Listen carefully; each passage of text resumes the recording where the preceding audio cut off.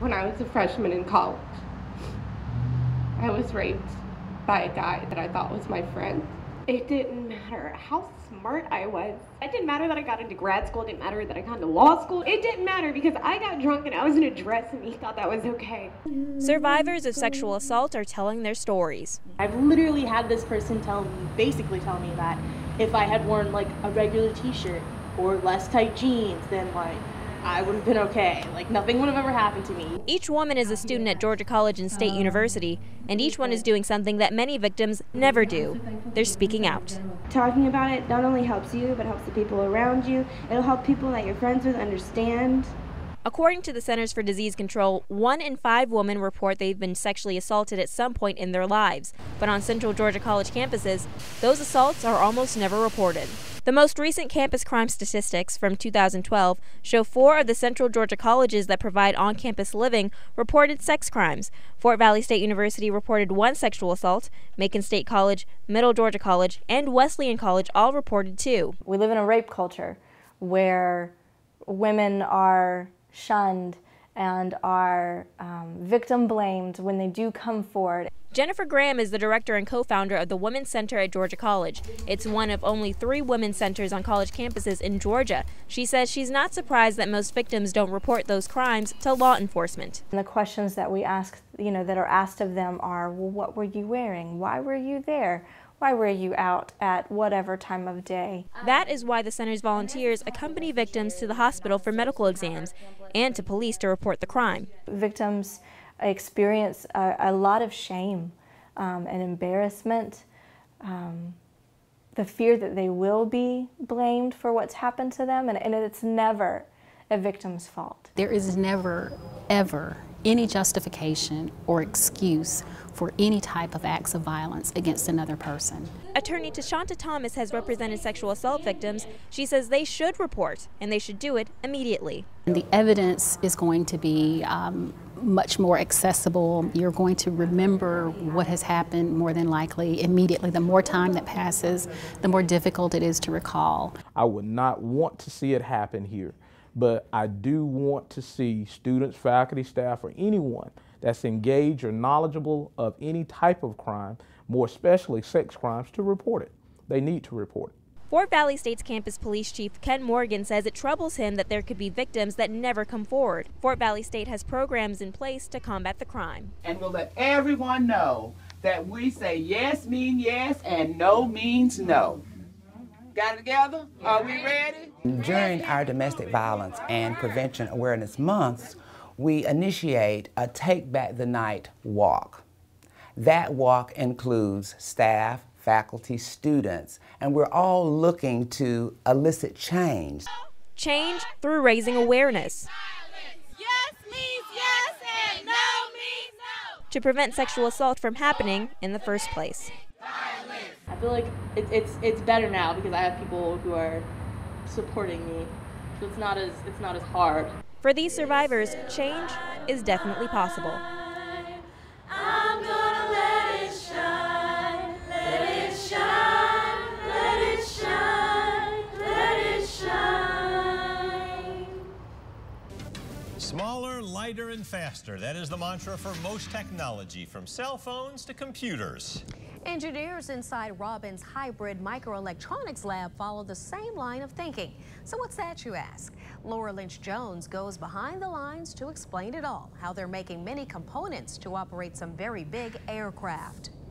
Okay. Yeah. Stepping into Robin's hybrid lab, it's not as simple as putting one foot in front of the other. Has to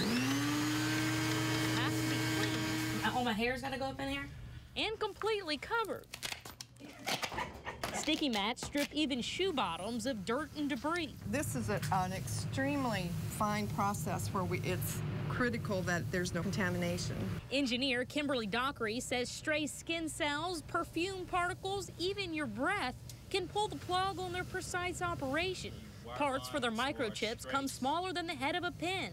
Their wires, thinner than the diameter of your hair. It's 1/1000th of an inch. Like most technology, it wasn't always that way. In the old days, we had the big, gigantic cell phones, and now we have a small iPhone with 1,000 times more capabilities than we used to have, and that's similar to what we do here. They built the brains of bomb targeting and surveillance systems for aircraft, one microscopic piece at a time. Just replacing one part can be a devil itself. Work on one chip can require months, sometimes a year, before it's ready to ride aboard aircraft.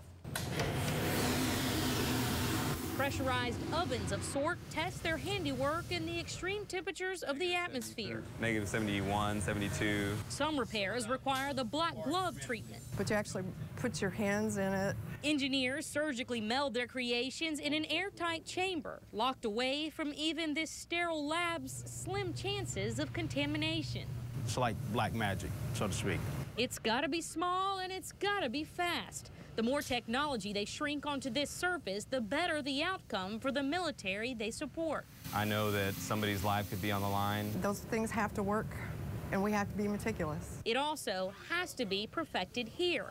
The engineers of the 402nd Maintenance Group at Robbins hold the title of the only hybrid microelectronics lab in the entire Department of Defense. Makes me proud to work here. At Robbins Air Force Base, Laura Lynch Jones, 13 WMAZ, Eyewitness News.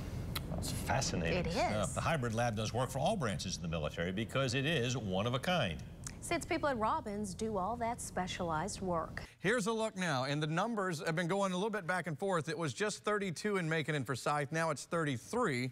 And I'm seeing these numbers do this off and on through the afternoon. Where you're seeing the purple, that's going to be somewhat of a mix. Maybe some sleet mixed in with some rain, some freezing rain possible in that zone as well. So above all that is mainly snowfall, and we've had reports of snow falling now in the High Falls State Park area in Monroe County. So let's just watch and see how it goes. Governor Nathan Deal called the storm unexpected, blaming forecasts from the National Weather Service for a lack of preparation. We can't control Mother Nature. Just as we could not make better predictions, neither could school superintendents. That's why the school children were in the situation they were in, because they were probably looking at the same modeling that some of our state folks were looking at as well. Now, Deal said he would have been accused of, quote, calling wolf if he ordered a shutdown earlier and a storm didn't happen. He called the state's response to the storm reasonable given the circumstances. Well, you just heard the governor reference the National Weather Service's response, or modeling as he called it. So 13 WMAZ's Olivia James wanted to investigate what warnings went out and when. And she joins us in the backyard garden with more on what she found. Olivia.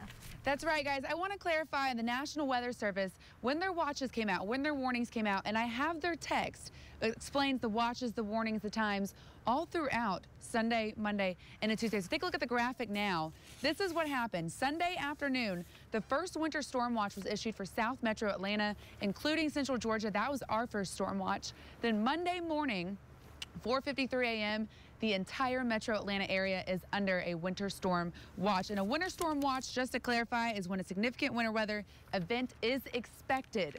So they had warning as of Monday morning at 4:53 that there was a winter watch out for the entire metro. Monday afternoon, the winter storm warning for the South Metro Atlanta area, Central Georgia, that's when it went into effect Monday afternoon. Then Monday evening, the winter storm watch turned into an advisory for the South Metro Atlanta. An advisory is one step up from a winter storm watch and one step below a winter storm warning. Then Tuesday morning, early Tuesday morning, just before 4 a.m., all of the Metro Atlanta area was in a winter storm warning. And a winter storm warning, the exact definition from the National Weather Service, a significant winter storm is imminent or already occurring, very life-threatening to life and property. Welcome back. We want to thank you for sending in your pictures and videos over the past couple of days. Anita O has been doing a wonderful job tracking our social media. Anita, some more creative ones you've been able to piece together for us. Yeah, Frank, our viewers are definitely having a lot of fun in all this snow. One of our viewers, Nell, was very inspired by our weather team. She brings us her mini weather report from Sandersville. Take a look. Everyone know, number one, we can't open a mailbox because they're freezing and cold. Number two, we can't open our closets because it's really cold outside. Number three, we can make snow angels. Bye-bye. Yes, we can definitely make snow angels. Others wanted to clean up some of the winter mess on their lawns. Check out little man Braden, who's a very good helper. He's using his plastic snow mower to get rid of the mess. Oh, it's the thought that counts, right? And one last time for the night. Here's a picture of baby Ella Hope. Ben and Laura say she loved looking at the snow, but it was a totally different story once she got in it. Thanks to all of our viewers for thinking of us here at 13 and sharing all of your snow sightings with us. You can keep sending them in to photos at 13WMAZ.com and also on Facebook and Twitter. Frank, back to you. Oh, some priceless stuff. Thank you very much, Anita. June 30th, 2011. Macon police found the torso of missing Mercer Law grad Lauren Giddings in a trash can at her Macon apartment complex. We looked around the place. No sign of a struggle, no sign that anyone had broken in, just nothing. Just she was gone. Today, that so-called friend who claimed to search for the missing student confessed to her murder, giving her family a step toward the closure they need. It's not a happy ending, but it's about as best as we could hope for at this point. 3 years dragging this out was way too long. I don't know why he couldn't have done this 2.5 years ago. Hello, everyone. Thanks for joining us. I'm Frank Malloy. And I'm Portia Lake. Stephen McDaniel today admitted to killing and dismembering Lauren Giddings, his former Mercer Law School classmate and neighbor. He also explained in writing how he committed the murder in June 2011. That information led to today's sentence, life in prison. We begin our team coverage of today's plea hearing with Caitlin Heck. Today's plea avoided what could have been a lengthy trial and appeals that could have taken months or years. Stephen McDaniel accepted a plea deal for Giddings' murder. As part of that deal, he wrote out a statement describing the murder and what followed. In that statement, McDaniel admits entering Giddings' apartment using a key in the early morning of June 26, 2011, and choking her to death. McDaniel wrote, "I continued to strangle her until she stopped moving, and I remained that way with my hands around her throat for several minutes, possibly as long as 15 minutes. He says that night he placed Giddings' head and limbs in a dumpster across the street outside the Mercer Law School. 2 days later, he says he put her torso in the trash bin outside of their Macon apartment complex. After today's plea deal, Stephen McDaniel's attorney, Frank Hogue, told us once the prosecution's evidence started mounting, he finally believed it would have been enough for a likely conviction. Now, with the addition of McDaniel's written confession, the pieces have been put together. Evidence was collected from these 3 units at Barristers Hall Apartments on Georgia Avenue. Giddings lived here in the upstairs unit. Stephen McDaniel lived next door. The unit below Giddings was occupied by Antoine Bostic, who says he was in the midst of moving out.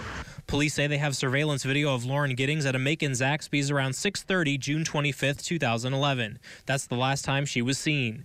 Giddings sent an email from her computer at 10:18 that evening, but family and friends say they had no contact with her after that. Sometime between 10 and 11 that night, District Attorney David Cook says Bostic's girlfriend, Bertilla Boyd, claims she saw McDaniel by the trash bins carrying a large stick-like object. Boyd says she was waiting in the car for her boyfriend when she saw McDaniel, then went into Bostic's apartment. She says she later heard noises coming from Giddings' apartment upstairs. Bostic also told police it looked like items had been moved around in his apartment when he arrived there. 5 days later, around 9:30 a.m., Giddings' torso was found in the trash bin next to her apartment building. Medical reports show there was a pair of cotton shorts on the torso with a clump of hair on the shorts. There was a small cut on the abdomen. In the next few days, police collected evidence for testing from McDaniel's apartment. It included a master key to the apartment complex, a key to Giddings' apartment, a pair of green and white women's underwear in his dresser drawer, swords, 3 firearms, a baseball bat, and packaging for a Stanley brand hacksaw in McDaniel's bathroom vanity. Police also found a hacksaw of the same brand in a closet in the apartment complex's laundry room. Investigators later confirmed the hacksaw contained Giddings' DNA.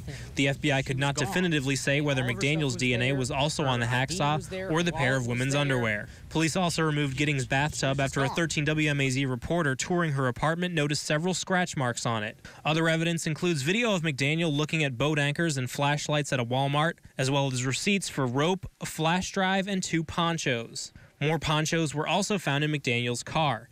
Tests on McDaniel's computer revealed internet searches including molesting a sleeping girl. The Arabian Nights story of the three apples, in which a man dismembers his wife and places her body in a chest in the river, and searches for gynophagia, which refers to eating human flesh to satisfy a fetish. The GBI also says they found a post on a public blog site under the screen name Sons of Liberty that describes killing someone by cutting the victim's neck with a knife. Investigators say they were able to link the post back to McDaniel. One of McDaniel's college roommates, Thaddeus Money, also claims McDaniel once started a conversation about committing the perfect murder. Money says McDaniel described coming up behind his victim, using chloroform, cutting up the body and spreading the parts in the woods, then using chemicals to mask the odor. Today in court, District Attorney David Cook also announced the state found evidence on McDaniel's computer, like pictures he took of Lauren on the night of her disappearance, a search history showing an obsession with Giddings, and the victim's personal flash drive, which was stolen from her.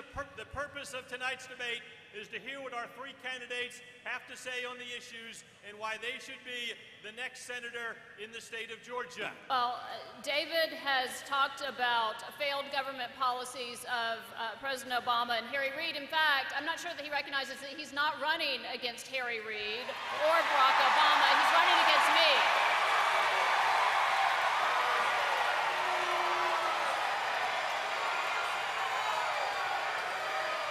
His tenure of outsourcing took place over 40 years, period. So to blame this administration, for instance, on what happened during his work at Pillowtex or Reebok or Sara Lee, when he was outsourcing thousands of jobs, there have been a lot of folks that have been creating manufacturing jobs right here in Georgia at the same time. Jim, go ahead, David. We're going to wrap this up with rebuttal, Mr. Perdue, 30 seconds, then we need to move on. Michelle, I have a lot of respect for you, but you're dead wrong. I am absolutely running against Barack Obama and Harry Reid.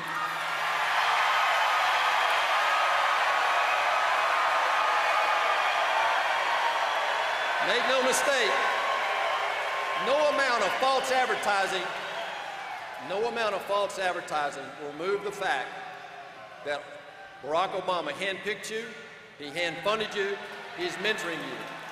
Do you really believe that we'll believe that you will not bite the hand that feeds you? That you will bite the hand that feeds you, sorry. Investigators are still at the home where they discovered the body of Russell Dermond this morning, while more law enforcement officers search for Shirley Dermond. Now, it happened in a quiet neighborhood near Lake Oconee, where the sheriff says there is virtually no crime. That's where we find 13 WMAZ's Anita O with this live report. Frank, Portia, I'm here outside of the Great Waters community where the Dermonds lived. If you take a look behind me, there is a guarded gate there. This is a secure neighborhood. That's right, Frank and Portia. Investigators still looking for the missing Shirley Dermond. They say they do not know what happened to her or where she is, but the sheriff says he believes that she is in imminent danger. That's after they found the body of her husband, Russell Dermond, in the garage yesterday morning, but the sheriff still will not comment on how exactly he was killed. Investigators do expect autopsy results tomorrow. Again, Shirley Dermond is 87, around 5 feet 2 inches tall, weighs about 148 pounds, with gray hair and blue eyes. If you have seen anyone matching her description or have any information that could help Putnam County investigators, you are asked to call 706-485-8557.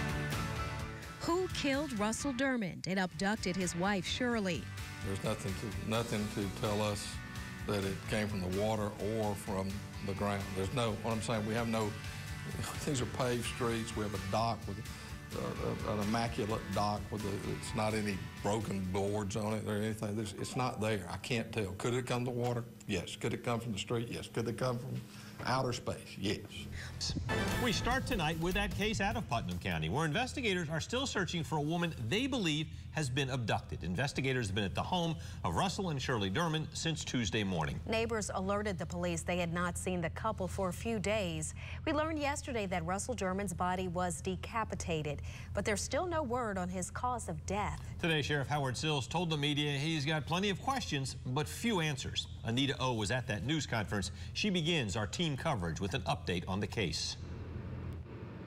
Frank, Portia, more on that gruesome decapitation of Russell Dermond. Sheriff Sills says investigators did not find the head at the scene, and they still do not know where it is. They're also still waiting for an official cause of death. Now, Sheriff Sills says he does not believe that Dermond was still alive when he was beheaded, but he says there's still no clear motive, no leads on this investigation. We're now into the second week of the search for 87-year-old Shirley Dermond, who went missing from her $1 million lakefront home in Putnam County.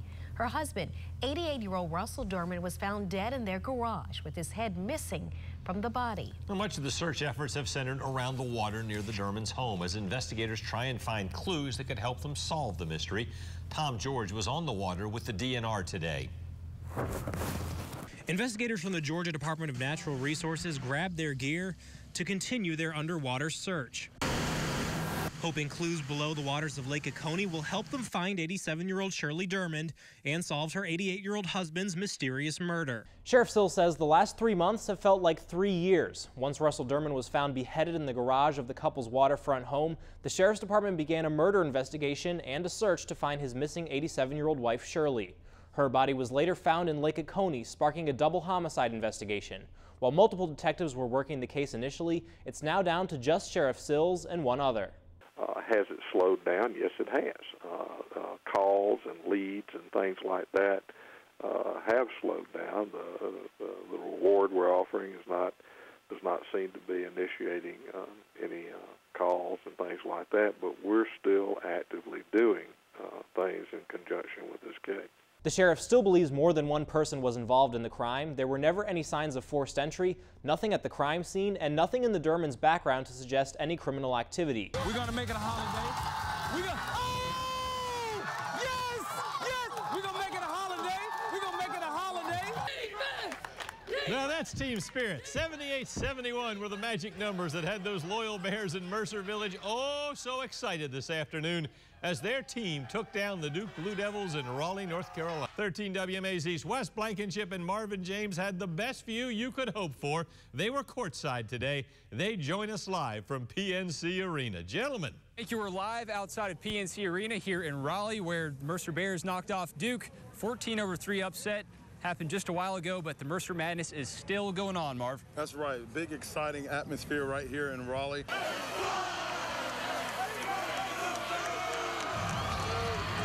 Big day for those guys and a big day for Kevin Cannavaro. Yeah, it's taking the internet by storm with that dance he did, Marv. Doing the nay-nay right there. Yeah. We're going to teach you that, Frank, when we get back. But we're looking forward to an exciting game on Sunday. A lot of practices tomorrow, so we'll give you a lot of more coverage coming on with the tournament down here in Raleigh, guys. Oh, I envy you guys. Oh, great. And that dance was phenomenal. Good stuff there. Now, the Bears that did not make the trip to Raleigh hunker down in the den to cheer on their beloved team. Suzanne Lawler brings you the highs and the lows of a very emotional afternoon. There's about 4,500 wings. You know, they did the CIT 2 years ago, the NIT last year, but this is even bigger and better. These shoes are Mercer orange. We're going to get us some pom-poms so we can shake them for Mercer. Let's go, Mercer! Beat the Blue Devils! Let's go! It's nice out today. Go Bears! The Bears are playing the Dukies. Go Langston! And there's so many people here that it's just amazing to see the support from the Macon community. I'm pushing out social media updates, so as they come in, we're pushing them right back out.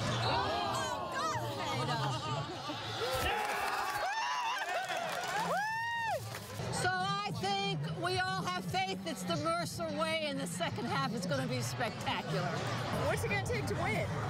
It's going to take them to continue to do what they're doing because they're doing real good. Defense! Defense! Defense! We were talking about the game. We were like, hey, man, we might not win. All we got to do is make it a game. But he was talking to me, and I was talking to him. I said, bro, not only are we making this a game, we might make it the game.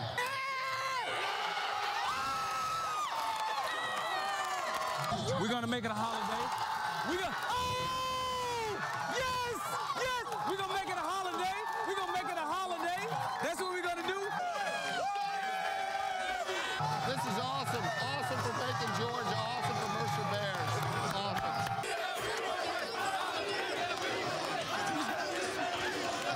I'm so glad we came over to here today. This is as exciting as anything. Why wouldn't people want to come to Mercer? It's a great place. New information tonight out of Juliet, where 2 Monroe County deputies were shot on Haley Lane. That's off Pate Road. The sheriff's office says it happened around 6 p.m. while the men were responding to a suicide attempt. I asked myself, what made the man who killed Officer Norris do that? Because he gave everyone hugs. He was so sweet. Those who knew him from all kinds of areas of service honored Deputy Michael Norris tonight. He's the deputy who suffered what family describe as unsurvivable injuries in the line of duty over the weekend. The Georgia Bureau of Investigation says Calmer is accused of murder and attempted murder. He's also charged with 5 counts of aggravated assault and 2 counts of possessing a firearm while committing a felony. Norris and Wilson were shot at Calmer's home Saturday evening when they answered a call that someone was threatening suicide. The sheriff says Calmer was shot in the leg in an exchange of gunfire. Grief resonates tonight in the hometown that both deputies coincidentally shared. 13 WMAZ's Carly Barnett spoke to a close family friend in Culloden who says Deputy Michael Norris will be greatly missed. And it was so senseless, and I'm angry, and I know they're gonna go through that, and people need to pray for them. This past school year, Deputy Norris worked as a resource officer at KB Sutton Elementary in Monroe County. Elise Brown shows how his school family paid homage to him. Parents, teachers, and students here at KB Sutton Elementary say, like this night, Deputy Michael Norris protected them, something they'll never forget. He would give us hugs. He showed respect to all the students. He was keeping us safe. Deputy Norris was here for 1 year. He was so great at building relationships because he did not want students to feel scared of law enforcement. My fondest memory is when we had field day last year. We played tug of war, and I drafted him to be on our tug of war team, and we won. We had lots of tears this morning from adults and students. I asked myself, what made the man who killed Officer Norris do that? He was so brave, and that's what we want to remember him by. We wanted to create a banner and have our children and our faculty sign it just as a remembrance of him. He's been an angel to watch down on us. We just are so saddened that he'll never get to be a father, and he was just a wonderful role model for our boys and girls. In the courtroom, all eyes were on Calmer and everyone was silent. We heard from the judge and prosecutor as the charges were read. We also heard from Sheriff John Biddick. He said he believes this is the first time a Monroe County Sheriff's deputy has been killed in the line of duty. I do not know him and have had no previous association with him or his family, so I don't know anything about him. Monroe County Sheriff John Biddick says accused killer Christopher Calmer was under the radar until Saturday evening. We've had a difficult time dealing with the loss of one of our own, and it's been tough on everybody. Michael was truly gold. He was one of the most sincerest, caring people I have ever had the privilege and honor to know. Give me strength when I'm standing and faith when I fall, yeah. Michael's life was a miracle. Michael's life was a gift of grace to this sinful earth. A husband, a son, a friend, a hero. Deputy Michael Norris laid to rest today in a ceremony honoring his life of service and faith. A sea of folks in blue lined the streets to pay their respects. They watched as first a caisson, then a hearse carried Norris' body through the streets of Forsyth and to the Georgia Public Safety Training Center. Here's a look.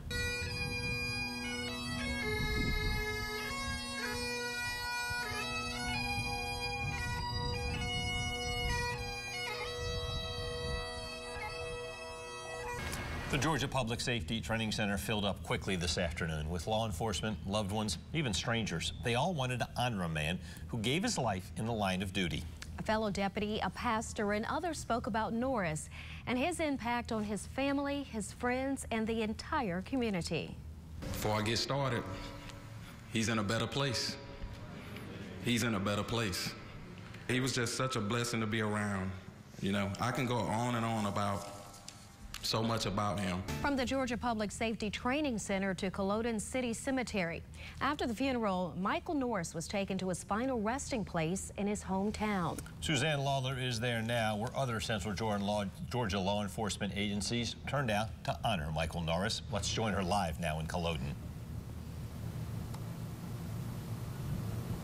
Frank and Portia, what I want to lay out is what has become a very somber scene here in downtown Culloden. Right behind me is the Culloden City Cemetery. I'm going to step out of the way right now.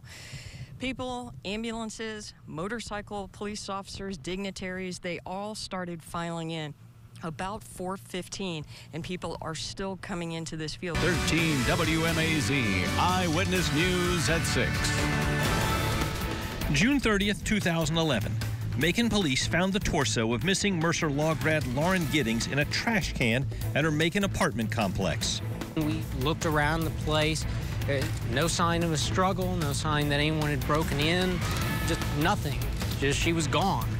Today, that so-called friend who claimed to search for the missing student confessed to her murder, giving her family a step toward the closure they need. It's not a happy ending, but it's about as best as we could hope for at this point. 3 years dragging this out was way too long. I don't know why he couldn't have done this 2.5 years ago. Hello, everyone. Thanks for joining us. I'm Frank Malloy. And I'm Portia Lake. Stephen McDaniel today admitted to killing and dismembering Lauren Giddings, his former Mercer Law School classmate and neighbor. He also explained in writing how he committed the murder in June 2011. That information led to today's sentence, life in prison. We begin our team coverage of today's plea hearing with Caitlin Heck. Today's plea avoided what could have been a lengthy trial and appeals that could have taken months or years. Stephen McDaniel accepted a plea deal for Giddings' murder. As part of that deal, he wrote out a statement describing the murder and what followed. In that statement, McDaniel admits entering Giddings' apartment using a key in the early morning of June 26, 2011, and choking her to death. McDaniel wrote, "I continued to strangle her until she stopped moving, and I remained that way with my hands around her throat for several minutes, possibly as long as 15 minutes. He says that night he placed Giddings' head and limbs in a dumpster across the street outside the Mercer Law School. 2 days later, he says he put her torso in the trash bin outside of their Macon apartment complex. McDaniel also wrote, "At no time before Lauren's death did I sexually accost her. At no point after her death did I perform any sexual act of any kind with respect to her remains." This gives Lauren's family and friends answers that they have wanted since the day that he disappeared.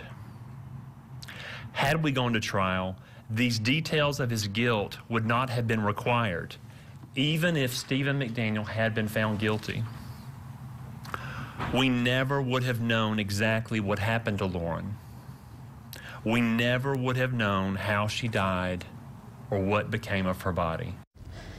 McDaniel's lawyer, Frank Hold, told me plea talks have been in the works for several weeks. He says as evidence started piling up, Stephen McDaniel realized he could likely be convicted, and they reached an agreement with prosecution over the weekend.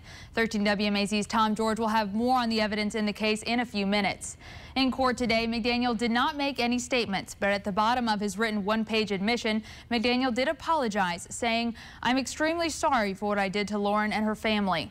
I did not expect the forgiveness of Lauren's family, and there's no way I can ever deserve it." And I'm glad my client stepped up and took responsibility for what he did. It was the right thing to do, and I'm glad he did it. You know, all I can say is it was a horrible crime. The remorse my client expressed will never be sufficient to erase the horror of it for Lauren and her family. After the plea, Judge Howard Sims sentenced McDaniel to life in prison. He could go before a parole board in 2041, 30 years after his arrest. But David Cook says he expects McDaniel will spend his entire life in prison.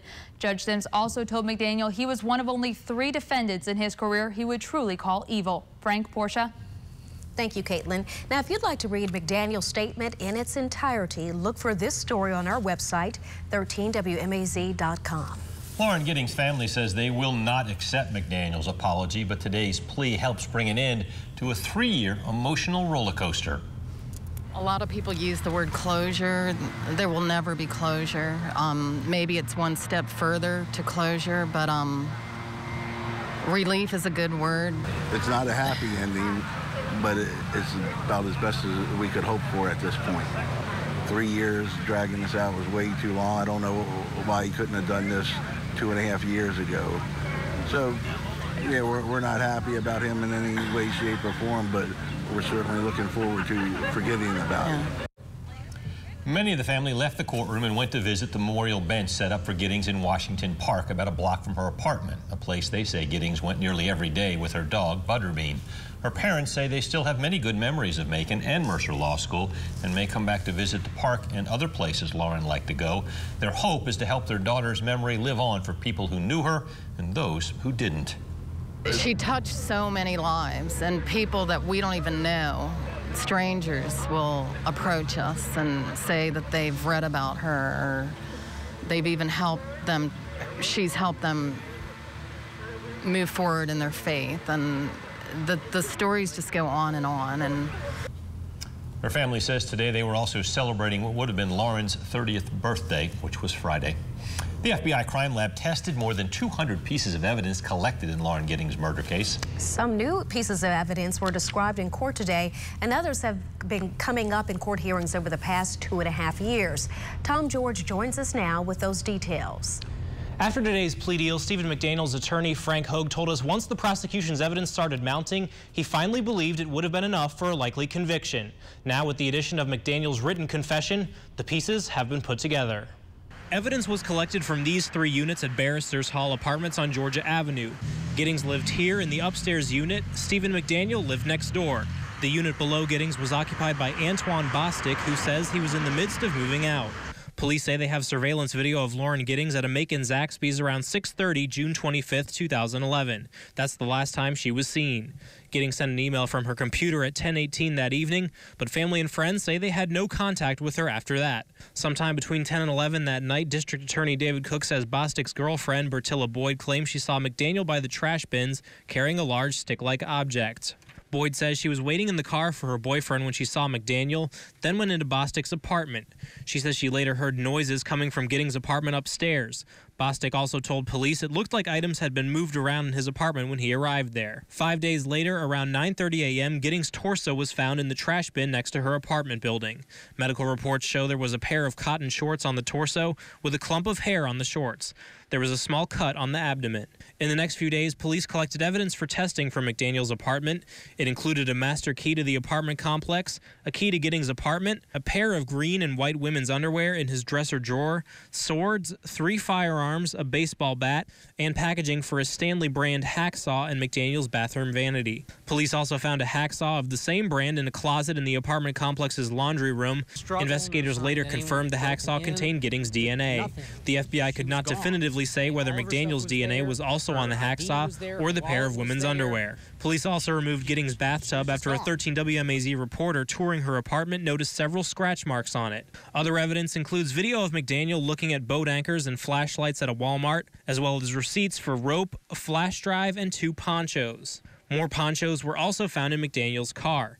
Tests on McDaniel's computer revealed internet searches including molesting a sleeping girl, the Arabian Nights story of the 3 apples, in which a man dismembers his wife and places her body in a chest in the river, and searches for gynophagia, which refers to eating human flesh to satisfy a fetish. The GBI also says they found a post on a public blog site under the screen name Sons of Liberty that describes killing someone by cutting the victim's neck with a knife. Investigators say they were able to link the post back to McDaniel. One of McDaniel's college roommates, Thaddeus Money, also claims McDaniel once started a conversation about committing the perfect murder. Money says McDaniel described coming up behind his victim, using chloroform, cutting up the body and spreading the parts in the woods, then using chemicals to mask the odor. Today in court, District Attorney David Cook also announced the state found evidence on McDaniel's computer, like pictures he took of Lauren on the night of her disappearance, a search history showing an obsession with Giddings, and the victim's personal flash drive, which was stolen from her. In his written confession, McDaniel also revealed what he did with the rest of Lauren's body. We already knew that her torso was found outside their apartment complex. He says he left the rest of her remains in a dumpster outside Mercer Law School across the street from their apartments. Frank, Portia. District Attorney David Cook said today while he believes the state could have gotten a conviction at trial, this plea deal will give the family more closure and more information on just what happened to Lauren. Today's plea also ends a civil lawsuit Giddings' family filed against McDaniel. The wrongful death suit asked for millions of dollars from McDaniel for taking away Giddings' family's right to a proper burial and for emotional damages. It also asked permission to search the Pike County property owned by McDaniel's grandfather. Giddings' family had hoped to find some of her remains hidden there. McDaniel agreed to allow a judge to rule against him in the case, but he will be liable and have to pay Giddings' family only if he is released from jail. Again, the earliest he can apply for parole would be in 2041. Well, we started off the day beautiful. So a beautiful start to the work week. Temperatures today reached almost 80 degrees across central Georgia with that beautiful blue sky out there. Outside right now, temperatures still in the upper 70s, 79 in Macon and Warner Robins, and Butler and Unadilla, 81 in Cordele, and 81 right now in Eastman. And today we had light winds coming out of the north and the northwest, about 5 to 10 miles per hour. The past couple of days have been breezy and gusty all afternoon long, but today was a different story in the wind department. The winds are going to continue to stay calm overnight and going into tomorrow as well. Doppler Max HD, not a whole lot going on, but hey, I'm not complaining. I'm sure a lot of people are not complaining tonight. Mainly clear, lows dropping down to the low 50s, so we'll see a little bit warmer temperatures to start your Tuesday morning than where we were for your Monday morning, and calm winds as well. As we go into tomorrow afternoon, a storm chance rolls in the early parts of the afternoon to the latter parts of the afternoon. So coming up in your full forecast in just a few minutes, I'm going to break down future view and show you who has the best chance of seeing storms and how long they will last. That's all in minutes. All right, we'll check that out in a few minutes. Thank you, Olivia. Well, Macon couple shaken up after coming face to face with an armed robber. That's right. We'll have those details when Eyewitness News at 6 continues.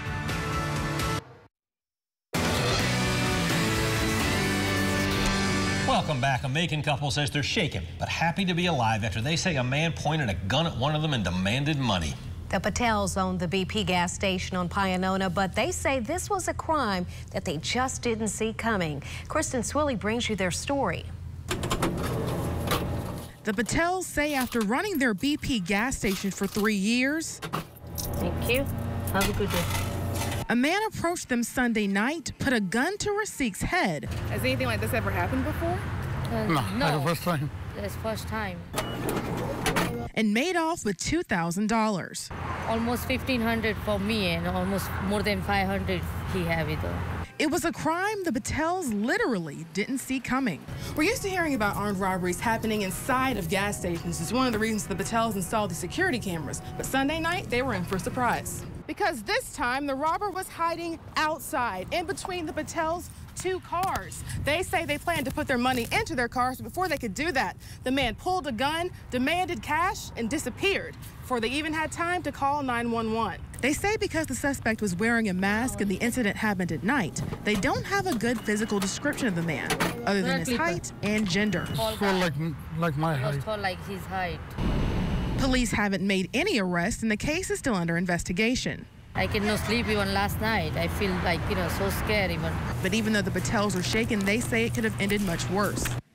If we live life, we make money again. But, if you lost your life, it was scary, In Macon, Kristen Swilley, 13 WMAZ, Eyewitness News.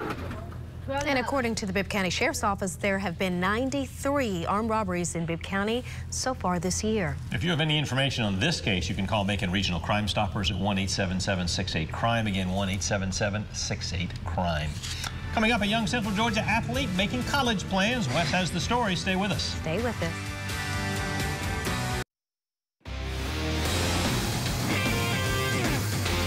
Eagles won region titles in track last week. One of their own had another personal victory today as she signed on to run with the big dogs in college. Eagles standout Katie Stone signed her letter of intent to run track at the University of Georgia in the fall. The senior excels in the 100 and 200 meter dash, holding team records in each race. Stone isn't limited to the sprints, though. She also competes in the 400 meter dash, as well as 2 relay events. Katie's a 4-time region winner, won state as a junior last year. She'll compete at the state level again this week in the GISA's High Point track meet. In addition to her accomplishments on the track, Katie was a 13 WMAZ Athlete of the Week last month. Check out her story on 13WMAZ.com. We'll hop on over to college baseball now. The Mercer Bears are in the midst of a 4-game win streak. They've only lost 2 games at home all year, and they have a big test tomorrow night as they look to keep it that way. Mercer welcomes the Georgia Tech Yellow Jackets to Clyde Smith Field tomorrow. The Bears are coming off a conference series sweep over Northern Kentucky, while the Yellow Jackets enter the game after a 1-2 performance at Maryland.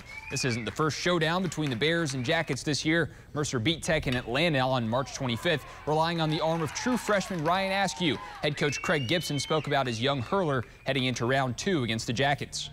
He's been a great guy for us. He's a true freshman, so he'll face one of their guys, Ben Parr, who's a true freshman. So it'll be a great battle. Ryan's a big right-handed guy, and their guy's a left-hander. But we expect Ryan to give us a chance early and turn over to our bullpen for hopefully we'll have a chance late.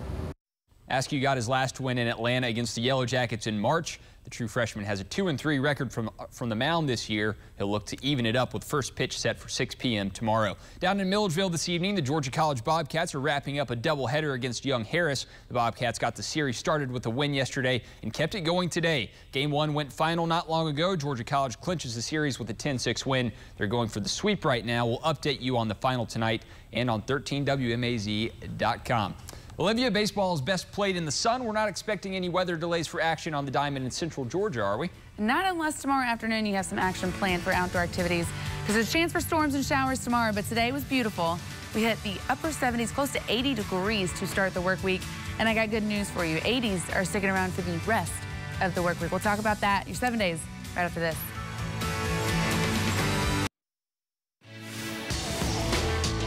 I started out the weekend wet, ended up nice and sunny, a little cool along the way. All the way to today. It's been wonderful. But Olivia James is in for Ben Jones, and she's going to tell us how much longer we can expect this sunshine to stick around here. Well, I got good news for you. Spring-like weather is going to stick around, that's for sure. We have a chance for showers and storms tomorrow. But after that, we are looking mighty fine for the rest of the work week. So tomorrow's forecast, 80 degrees for your high across central Georgia. But a storm chance rolls in tomorrow afternoon. Few showers possible as well. West winds fairly calm coming out of the west, about 10 miles per hour. Sunrise tomorrow just a little after 7 a.m. So here's your current temperatures outside. Still seeing the upper 70s, close to 80 degrees, 79 in Macon and Warner Robins and Milledgeville.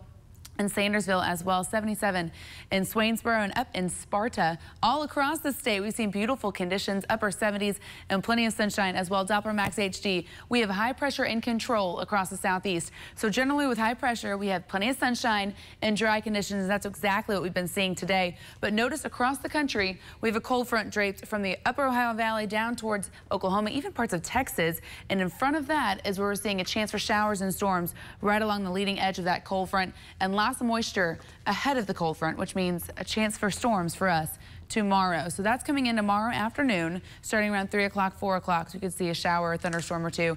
And then 80 stick around all for the work week. So take a look at future view tonight. Mostly clear, a great evening in store, warm evening in store. And then starting the day off tomorrow on a good note. So sunshine tomorrow morning, but going into tomorrow afternoon, that's when we'll see the clouds and even some showers and thunderstorms start to roll on in just with the daytime heating. And some of the storms could be a little bit on the stronger side. So don't be surprised if you hear a few rumbles of thunder, see some lightning out there as well, but it's a quick moving system.